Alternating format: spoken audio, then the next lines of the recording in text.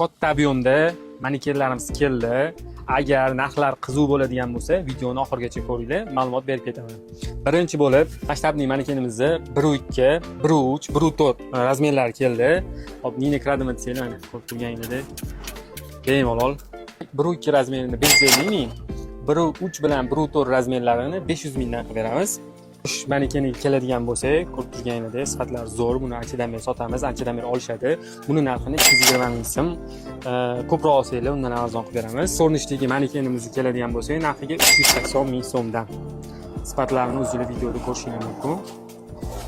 Eng g'alamlisi 84, 88, 92, 96 manekenlarimiz o'sha bemalol mana mingga kiradiganlari 1.500 mingdan qilib beramiz.